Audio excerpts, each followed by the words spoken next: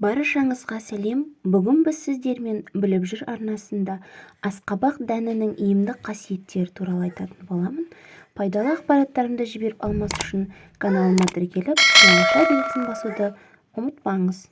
Таяуда барлық жемістер мен көкөністер пісіп бақшалардан жинала бастайды.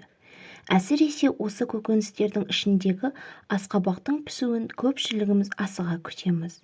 Біріміз асқабақтың өзін ұнатсақ, енді біріміз одан жасалған тағамдар мен дәмді бәліштерді сүйеміз.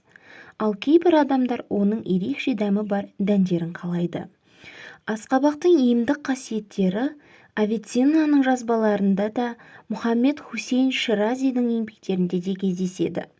Бұл жазбаларда тіпті асқабақ дәнінің майы құлақ пен тамақ ауруына ем ретінде пайдаланатыны, ыстығы көтерілген адамдарға асқабақ шырынының шипалы әсер ететіндігі айтылады.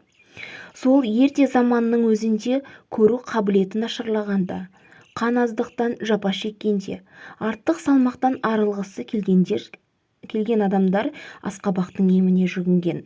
Сонымен қатар асқабақ асқазан мен ішекті тазалап, шлактан тазартып, зат алмасуды тұрақтандырады. Осынау дақыл дәндерінің құрамында жүрек жұмысын қалыпқа келтіре алатын магнийдің жеткілікті мөлшері бар.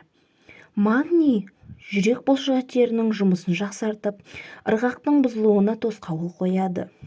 Ғылымда дәлелденгендей, холестериннің жоғарғы деңгейі жүрек қан тамыры ауруларын тудырады.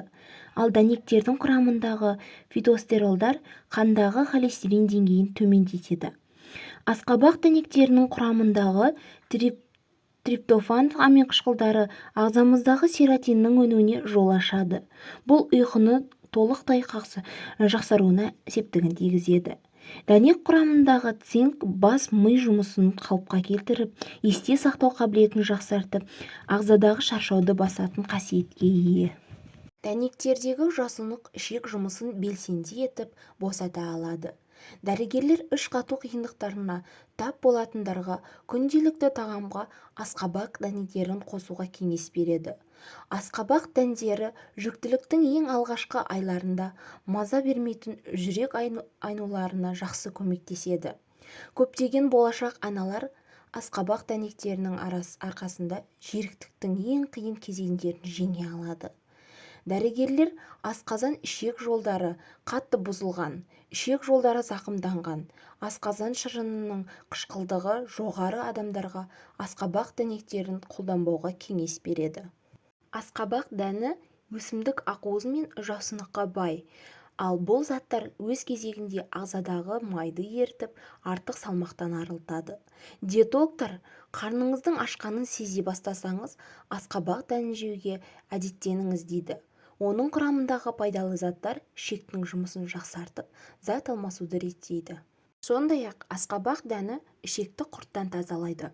Асқабақ дәнінің құрамындағы кукурбитин аминқышқылы ішек құрттарының нағыз жауы. Ағзадағы кез келген құрттан асқабақ дәнін жеу арқылы оңай құтыласыз. Дәннің денсаулыққа тигізетін зияны жоқ.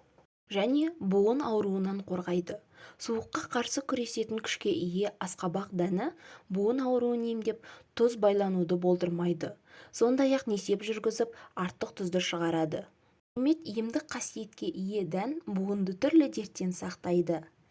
Келесі пайдалы ақпараттарымды жіберіп алмас үшін каналыма тіркеліп, тамаша белгісін басуды ұмытпаңыз.